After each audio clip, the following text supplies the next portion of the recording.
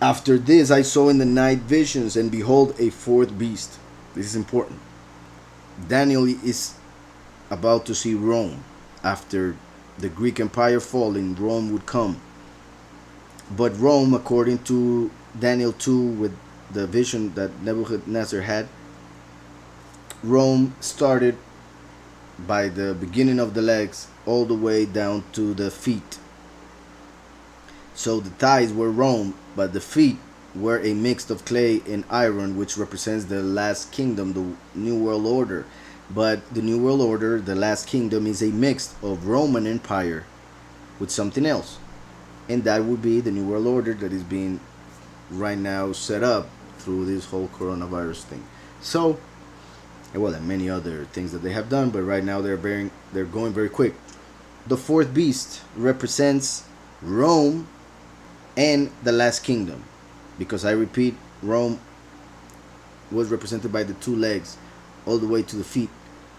So even though what we are about to read here, many things have happened already, there's some that still will happen, that still have to happen in our future. A fourth beast, dreadful and terrible, exceedingly strong. It had huge iron teeth. So we see there that he's talking about Rome, because we saw in chapter 2 that iron represented Rome. Then it says, it was devouring, breaking in pieces, and trampling the residue with its feet. Look how he had said to the Persians and the Medes, which were represented by a bear, it said, devour much flesh. Now we see that this one is devouring, but also is breaking, and is also trampling. So this beast is pretty much a mix of the previous beasts. Just like every evil person sees the actions of their previous evil people, and they try to be worse than those in their mind, to be better than they did. So they use whatever strategies worked for the other ones, they use it in their time. Just like nowadays, they are using whatever worked for Hitler, whatever worked for these empires, and they are bringing it to use it in this generation, and is working amazingly. So that's why this kingdom that they are preparing is actually the worst of all empires, and it will bring the end of this reality. It was different from all the beasts that were before it. We see it there. It was different from all the beasts that were before it. This is interesting because Daniel said that he saw a lion who happened to have eagle's wings. Then he saw a bear. Then he saw a leopard. But then he sees a beast that he doesn't know, because he's a mixed. Pretty much he's seeing a mutant.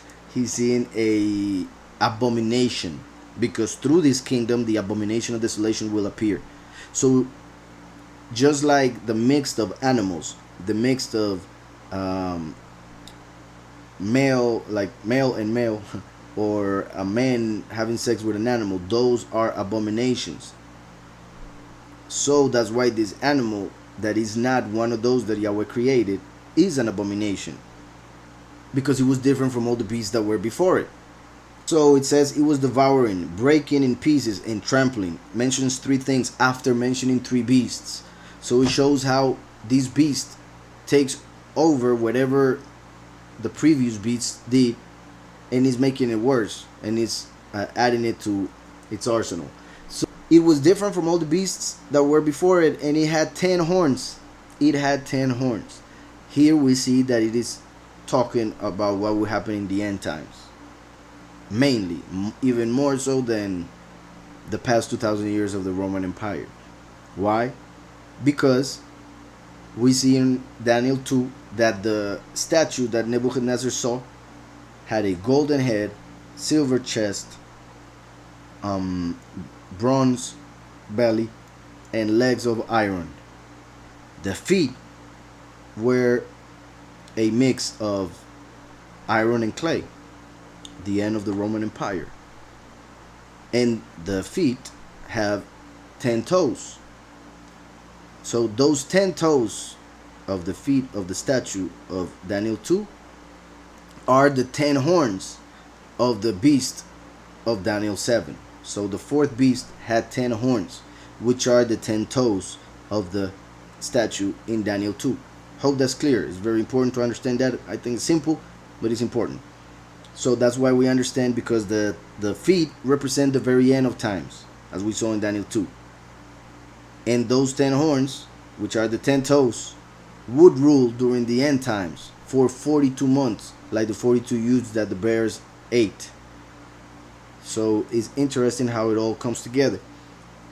If we go to Revelation 13, we see that it says, "Then I stood on the sand of the sea, and I saw a beast rising up out of the sea."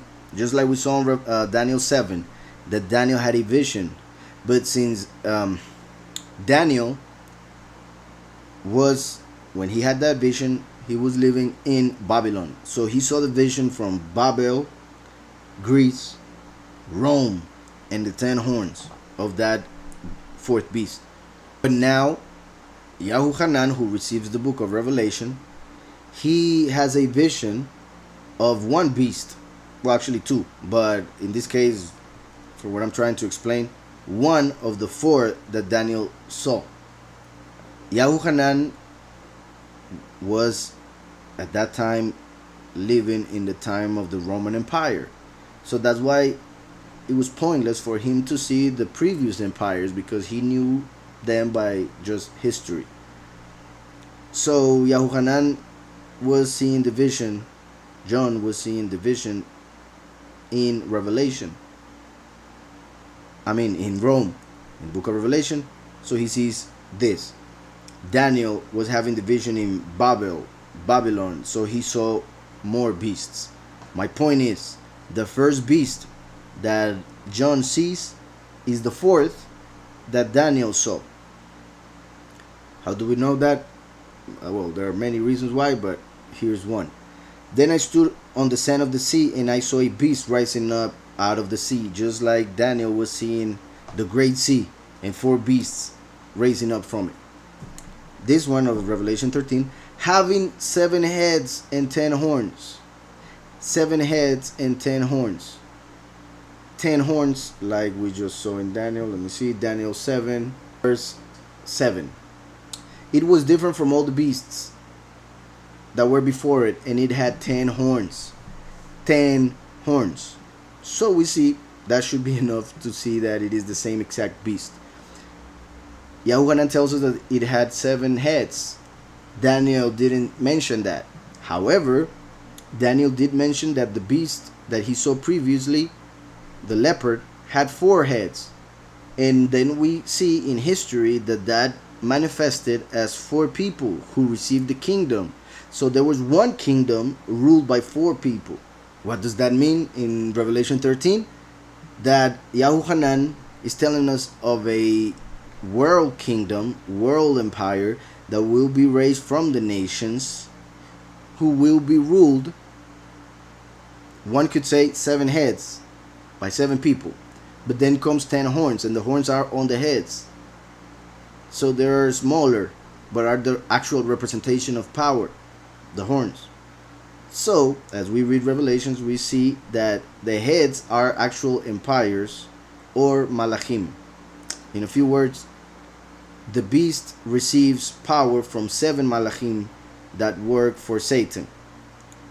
Those 7 malachim or angels have been the ones that ruled over the 7 empires that ruled before the last one, which are pretty much Babel, the Assyrians, the Egyptians, the Greeks, the Persians and the Medes, the Romans, and I'm missing one. Babel, Egypt, the Assyrian Empire. Well, yeah, and I knew it, I just didn't mention it. Then Babel raised again, which would be called Babylon. Then the Persians and the Medes. Then the Greeks, and then Rome. Babel raised by Nimrod. Then Egyptians, where the Israelites were slaves. Then the Assyrians, where Sennacherib came and tried to destroy Jerusalem when Hiskiyahu was reigning. Then Babylon, entered and destroyed the temple and took the Israelites to Babylon, Nebuchadnezzar. Then the Persians and the Medes, Cyrus and Darius, the Greek Empire through Alexander the Great, and then came Rome, which would be the seventh. And from that seventh empire will come the eighth, which is the New World Order. Another thing I wanted to say. Well, yeah, so in Revelation, 7 heads, 10 horns. We see in Daniel, we're about to see it also, that those 10 horns are 10 humans, 10 leaders that will represent the power of those 7 entities in the heavens, but they will be on earth, just like the 10 toes on earth. So the 10 toes, the 10 horns are 10 leaders that will rule over the world in the New World Order, which receives power from 7 malachim entities, fallen angels, which are represented by the 7 horns, which are the 7 previous kingdoms. So those previous 7 kingdoms became the New World Order, which is the 8th head, which is one of the 7, which was wounded deadly, as we had a deadly wound, as we see in this whole chapter. I'm not going to read the whole chapter. Just wanted to mention those things because they connect with Daniel. So 7 heads and 10 horns, 7 kingdoms, 7 angels, 10 horns, 10 leaders who are humans, and on his horns 10 crowns. We see there that they're kings, and on his heads a blasphemous name. So they rule with a blasphemous name, like the blasphemous names that they worship. God is a blasphemous name. Lord is a blasphemous name. Jehovah is a blasphemous name. Jesus is a blasphemous name, because they are not the true names and titles of the Most High, and they actually have evil meanings in the original language, which is Hebrew. So they are blasphemous because they are supposed to mean good things and represent the good one and his Mashiach, yet they actually call on evil. So blasphemous. Verse 2, now the beast which I saw was like a leopard. Listen to this. Now the beast which I saw, John, was like a leopard, which is connected with the leopard that Daniel saw as the third beast, which is Greece. His feet were like the feet of a bear, which is the Persian Empire, the second beast that Daniel saw, which would be the reason why when we read in Daniel 7 it says that trampling the residue with its feet, because he had feet like a bear. Then it says his feet were like the feet of a bear, and his mouth like the mouth of a lion, which is the first animal that Daniel saw, the kingdom of Babylon. So Daniel saw the lion, the leopard, and the bear. And now Revelation, Yahuchanan is telling us that the beast is just like the leopard, the bear, and the lion. It's a mix. Mouth like the lion, because he will speak like a king, like if he was, for instance, the savior of the world through war. Yet he will be Satan, because he's like a lion. His feet were like the feet of a bear. How it will rule and kill and trample on people, on their beliefs, on everything that is positive and good. And the leopard, because he will conquer very quickly, which is what is happening at the moment. The dragon, which is Satan, gave him his power, his throne, and great authority. That's why he will speak like a lion, Satan. And I saw one of his heads as if he had been mortally wounded. One of his heads, he had 7 heads. That means one of the empires is going to raise up again. People are expecting somebody to be killed and then resurrected to say, oh, that's the beast. That is not going to happen.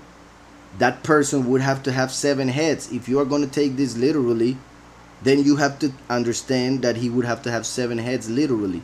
So if the 7 heads are understood to be empires, then one of the heads being mortally wounded means one of those empires was mortally wounded to the head. The king was killed when it fell. I will continue with Daniel. Eventually we'll see Revelation. So verse 7, by the end, it was different from all the beasts. 7:7. It was different from all the beasts that were before it, and it had 10 horns. I was considering the horns. So something in the horns called Daniel's attention.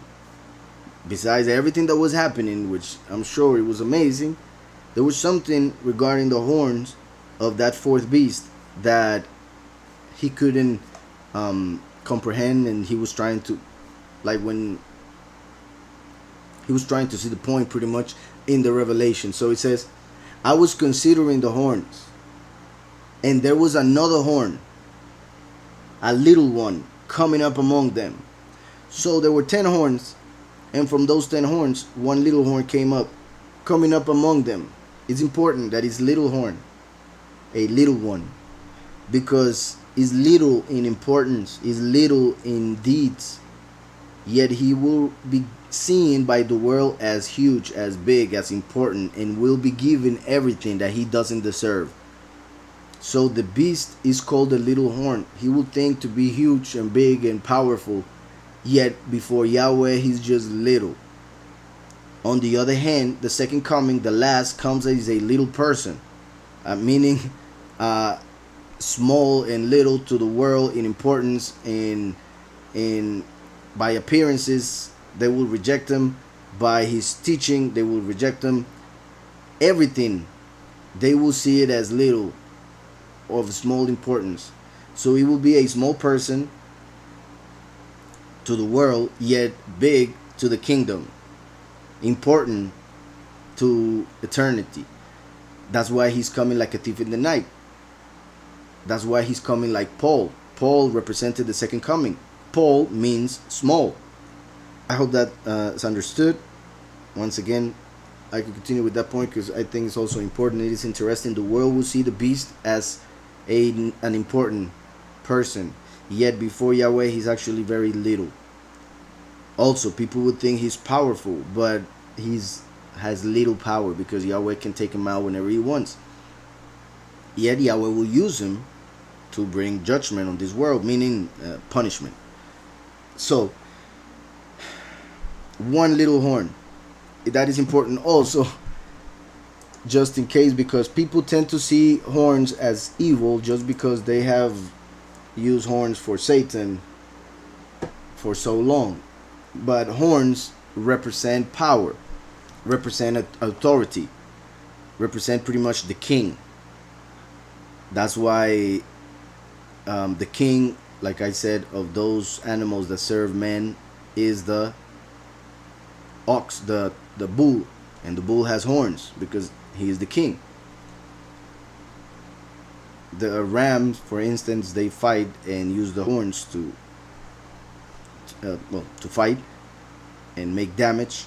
So it's just like the beast would represent the power, the kingdom, and the horn would be actually the leader that represents the whole thing and goes and fight and goes before the people, just like the horn would go before the actual head. So or Mikah in Hebrew 4:13, it says, "Arise and thresh, O daughter of Zion, for I will make your horn iron." So Yahweh is telling the daughter of Zion, Yahudim, Yerushalayim, that Yahweh is telling them that he will make its horn, which is the king of iron. So it's like a ram, for instance, with a iron horn would be able to defeat everybody. But iron is connected to Rome, which is weird if you don't take the whole scriptures in account. So Yahweh is also saying about the horn, what we see in Isaiah 63, the fact that the last comes as a Roman. That's why he's the prince whose people will destroy the temple, according to Daniel 9, and we will see that later on. Well, not today, but a couple weeks from now. So the last comes as a Roman, according to Daniel 9, according to Isaiah 63, according to Micah 4, and other verses and chapters of scriptures. He comes as a Roman. He will be seen as a Gentile. That's why Yahweh says, I will make your horn iron. It will be covered as a Gentile, just like Yaakov dressed as Edom, Esau, Esav, his brother, who became the main people of Rome. That's why Yaakov dressed as Esav, because the last, who is the king, as David, will be dressed as a Roman, just like Paul was a Hebrew but had Roman citizenship. So he will be genetically an Israelite, the last, yet in appearance will be a Roman, because he will be made of iron, as Yahweh prophesied. And we see that then Israel has a horn. That doesn't make Israel evil, because the point of the horn is to represent a king. Power. Some say that Moshe got horns when he came out of speaking with Yahweh, and that's why he got the veil on his face, because people were afraid of looking at him. They interpret the horns that are written, because it does say in Hebrew that horns came out of his face. It does say it, yet it could be interpreted as rays of light coming out of his face. So that's why they write that, because it sounds better. But in Hebrew, literal, it says horns. That's to show that power emanated from his face for being next to the power, represented by the Malach that was speaking with Moshe. And so we read in Micah 4:13, "Arise and thresh, O daughter of Zion, for I will make your horn iron, and I will make your hooves bronze," like the two witnesses, iron and bronze, what they will represent, what they come to destroy, and other things. "You shall beat in pieces many peoples. I will consecrate their gain to Yahweh, and their substance to Yahweh, to the mighty one of the whole earth, to the sovereign of the whole earth." So a horn is something positive. Yet how, since the horns of the world, the leaders of the world, have become something so evil, then not to wonder why horns represent something evil. But I repeat, in scriptures, it is a representation of authority. So the last who comes as one of the two witnesses is the iron horn of Micah 4. But now we see in Daniel that there will be another horn who will be actually very little, the little horn, who's the beast of Revelation 13, the first beast, the world leader. So I'm going to continue and hurry, because I've been taking forever tonight. I was considering the horns, and there was another horn, a little one, coming up among them, before whom 3 of the first horns were plucked out by the roots. So there are 10. When the little horn comes out, 3 of the 10 will be plucked out. So it's very possible that the one little horn, the world leader, when he comes out in power, like to appear to the world, he will kill or get rid of 3 of the 10 leaders who have the power over the world. It could be through the war that will happen during the second seal, which would be the third world war. So I was considering the horns, and there was another horn, a little horn coming up among them, a little one coming up among them, before whom 3 of the first horns were plucked out by the roots, which is interesting because it connects with the 3 ribs that the bear had in its mouth. And the way it connects is because this beast has a characteristic of a bear, like the feet of a bear that we saw in Revelation 13, and 3 horns are taken out. And there, in this horn, were eyes like the eyes of a man, and a mouth speaking pompous words. So, speaking great things, like promising the world, promising to the world the heavens, promising paradise, promising healthcare for all, promising money for all, promising life, promising a bunch of other things that politicians promise and do not have the power to fulfill, or don't even have the intention to fulfill. But he will say great things, even great things against Yahweh, against the truth, against the 2 witnesses. And since Yahweh will allow him to do so, then many people will fall for it. by believing what he's saying, because of the great things that he's saying. They will believe those words. So the fact that Daniel says, I was considering the horns, to kind of understand it in a movie type of way, is like if the whole vision was happening, but Yahweh himself was focusing the whole vision on the 10 horns of the fourth beast, and then from those 10 horns, one horn comes out, and now the focus is on that one little horn because it happens to have the eyes of a man. So that shows that it is a human that will come from that empire. So this horn, in this horn were eyes like the eyes of a man, and mouth speaking great things, like we saw in Revelation 13, that it says that the mouth was like that of a lion. A lion speaks, well, roars in a great way. So it would be a man speaking great things.